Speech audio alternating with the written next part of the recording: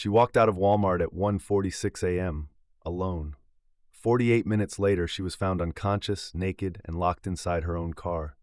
She'd been strangled, beaten, cooked alive by the Texas heat. And the man responsible?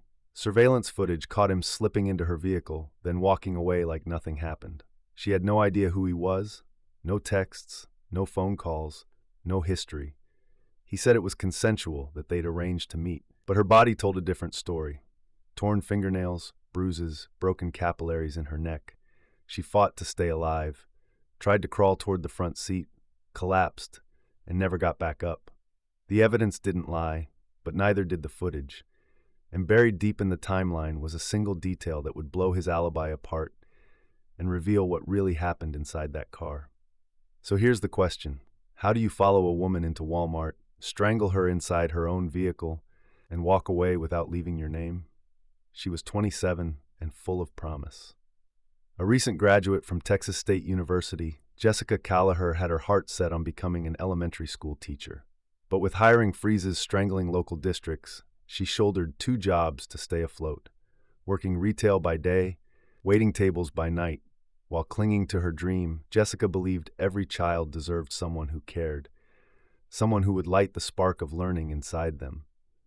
So she volunteered at animal shelters, saved for art supplies, and spent Sunday nights curled up reading bedtime stories to her nephew, stories she hoped to one day read in her own classroom.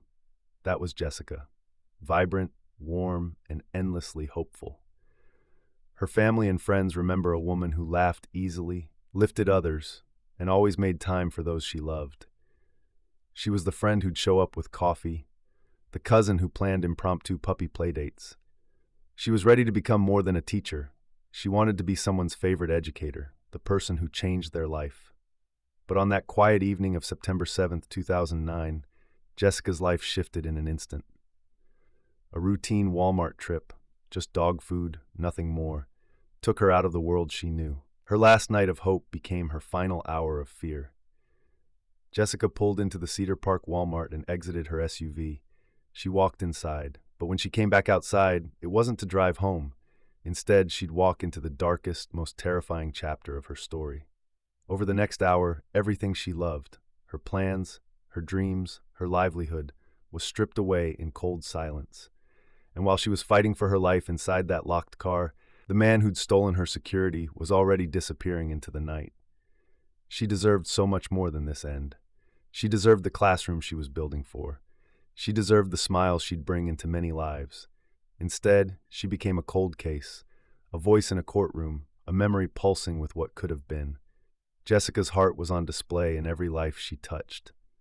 But on her last night, fate drew a line in the parking lot dirt, and someone else decided it. Now, as we shift from who she was to what happened, the question turns from who was she to what did they do to her.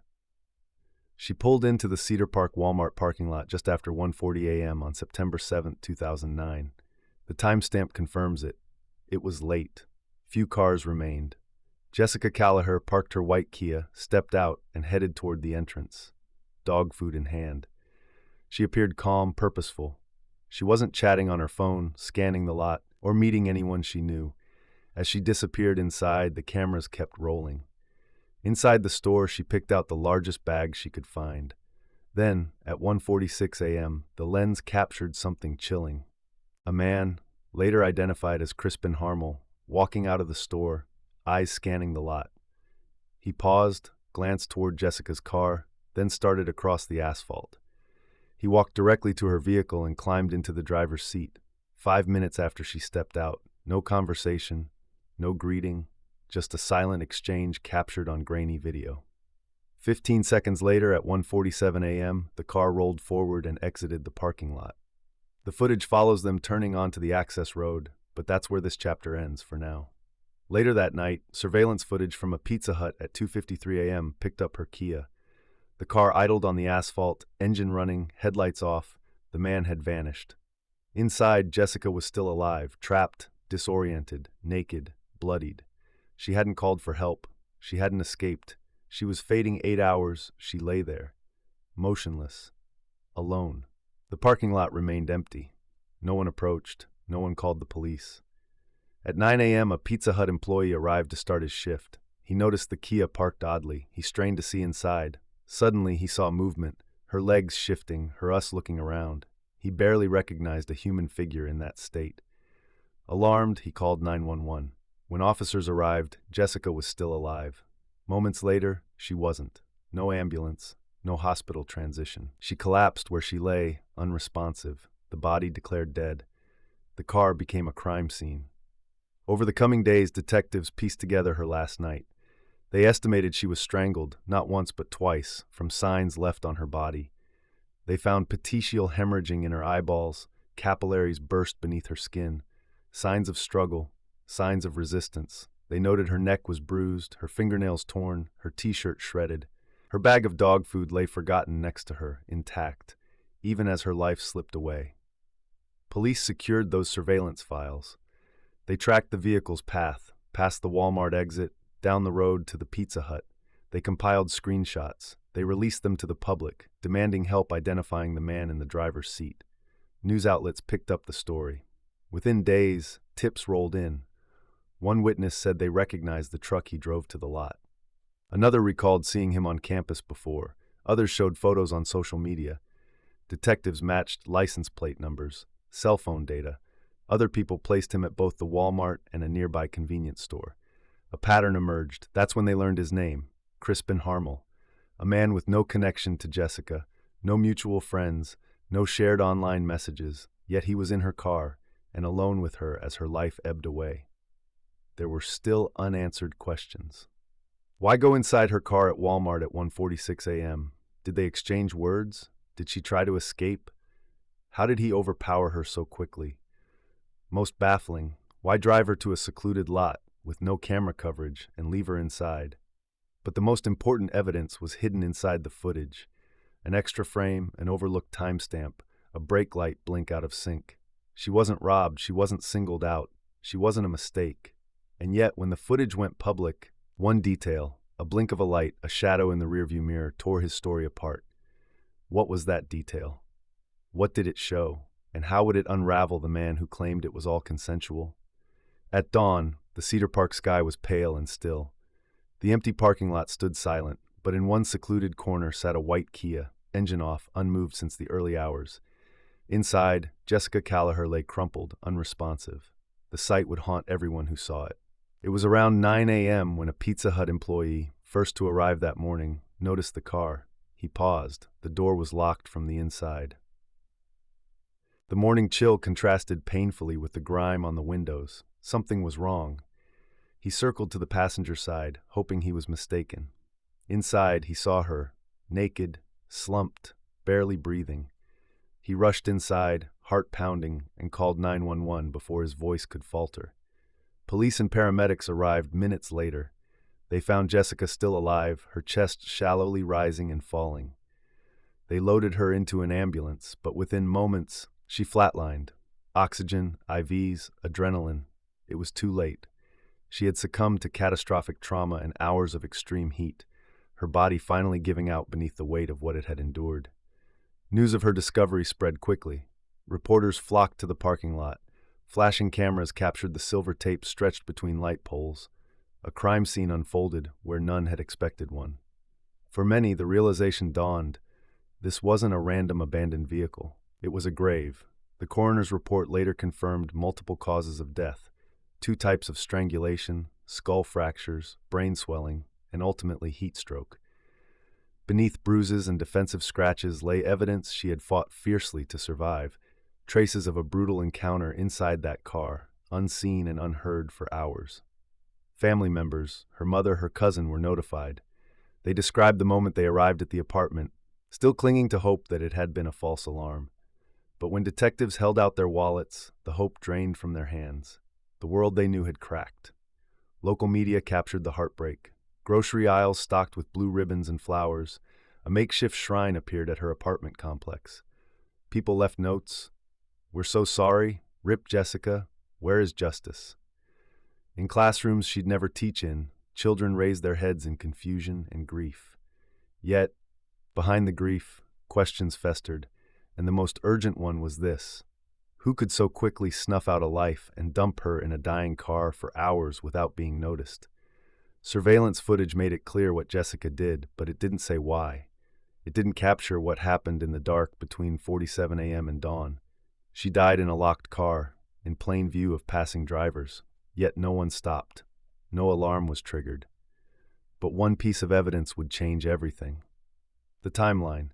A timestamp error, a frame too long, a door flicker in the footage, something that, when uncovered, would crack this case wide open. What was it, and who was hiding it? The moment police arrived at the Pizza Hut lot with surveillance stills in hand, the case changed.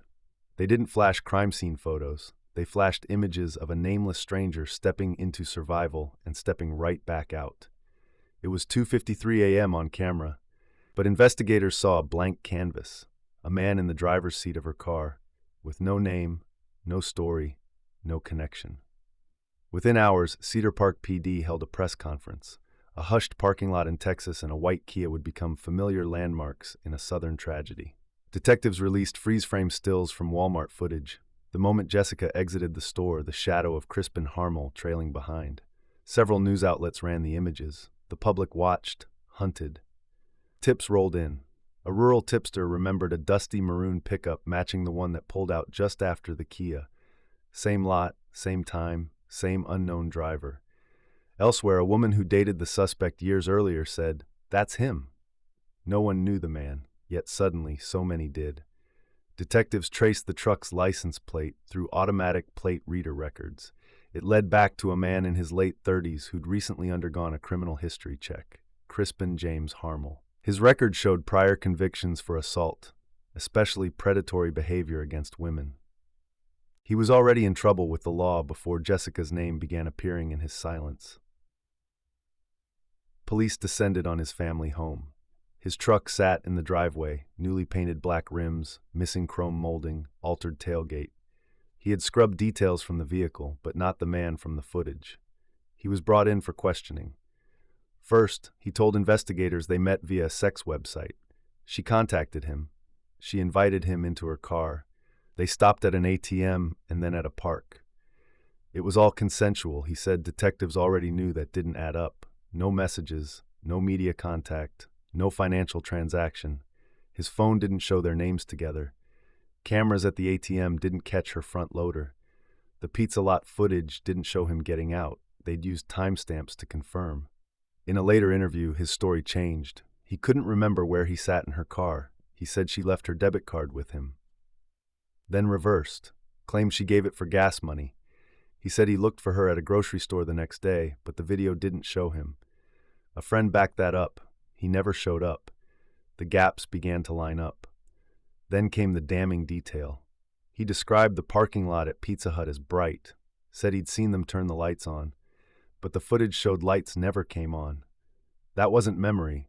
It was manipulation. Even his physical disgust with crime scene details betrayed him. He couldn't have known them unless he'd been there. He told detectives the seat was pushed back too far.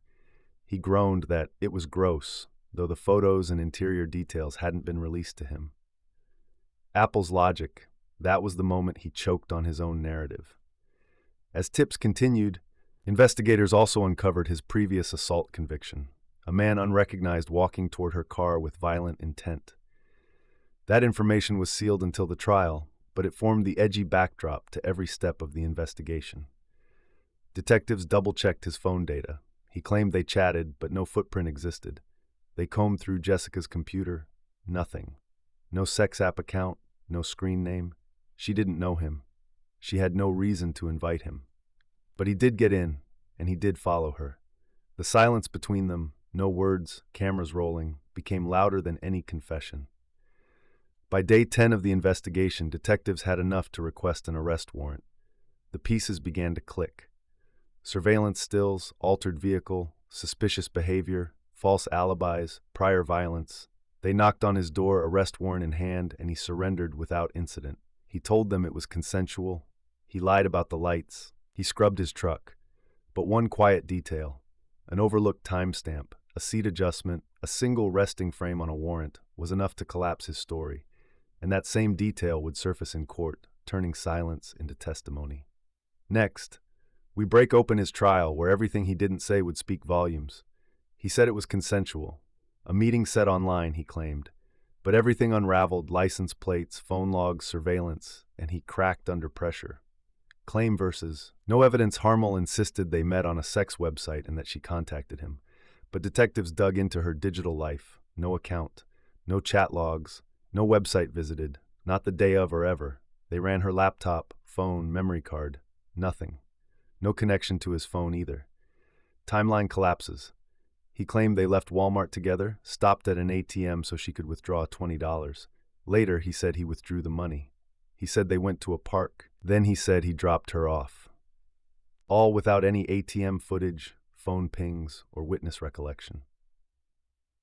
Later, he said he parked at a grocery store looking for her next morning. But surveillance showed no truck there. Lights out lie. Harmel described the Pizza Hut lot as dim. He said the headlights turned on after they parked. But video showed the lights never came on. He'd contradicted the most basic observation. Seat position confession. Detectives asked about the driver's seat position, pushed far back, making it impossible to reach the pedals. He recoiled. I don't even want to think about it. It's gross. How did he know? The interior hadn't been publicly released. The cover-up remnant. Investigators recovered the cloth tie from Jessica's swimsuit cover-up. They later also noticed missing chrome trim and spray-painted touches on his maroon truck, signs he'd tried to scrub vehicle traces. Her missing swim cover tie matched the ligature marks and suggested the cloth was used in the attack. Forensic tsunami evidence mounted. DNA of Jessica found under her own fingernails. Evidence of a struggle. Petechial hemorrhages, torn hyoid, bruises. 2 distinct strangulation methods, ligature and manual, all consistent with violent assault. Feces in the car. Medical experts confirmed strangulation had lasted long enough, 30 seconds or more, for the victim to lose bodily control. Feces contaminated the front seat, back seat, door panels, center console, showing she never regained consciousness. Prior violence context. Harmel wasn't a blank slate. Investigators uncovered earlier assault convictions involving predatory behavior toward women. This wasn't a chance encounter. It had a precedent. Contradictory statements. He also told friends she was fine when he left her, that he'd even connected with her cousin. Another friend testified he wasn't at her apartment, contrary to what he'd told detectives. Piece by sliding piece, his narrative shattered under forensic scrutiny. He said she called him. He said she trusted him. He said she was alive when he left, but the evidence said otherwise. No contact, no connection, no compassion. A broken timeline, a torn alibi, and a man whose lies were about to be picked apart in court. The question now isn't if he killed her, it's what the jury will do with all this evidence. Coming up, the nail-biting courtroom drama as prosecution and defense battle it out. The courtroom was quiet, but it wasn't peaceful. Not for Jessica's family. Not for the prosecutors who had built a case around security footage, forensic trauma, and a man who insisted this was all just a misunderstanding. And certainly not for the man on trial, Crispin Harmel, whose face remained still as the jury was brought in. The first trial began in 2014. The evidence was strong. The witnesses were steady. But buried in the technical underbelly of the case was a problem no one expected. The footage, surveillance clips that tracked the movements of Jessica's car and Crispin's entry into it, had a timestamp issue, an error the prosecution hadn't disclosed to the defense. The defense called foul. The judge had no choice. The entire case collapsed into a mistrial. Just like that, after years of waiting, the courtroom emptied. No verdict, no resolution. Jessica's mother left in tears. Reporters called it a disaster. The community called it a failure. People were furious. They'd seen the footage. They'd followed the story. They knew what he did, so why wasn't he being held accountable? But the case wasn't over. Not yet. Not even close. The state regrouped. It took 4 more years, but in 2018, they were ready. A new team, a new judge, and this time, every detail had been locked into place. In the second trial, they began with the facts. The last time Jessica was seen alive was at 1:46 a.m. walking to her car with a bag of dog food. 15 seconds later, Crispin Harmel was caught on camera getting into the driver's seat. He wasn't invited, he wasn't expected, and no words were exchanged. Then they left the lot. and she was never seen alive again. The prosecution walked the jury through the surveillance footage, frame by frame.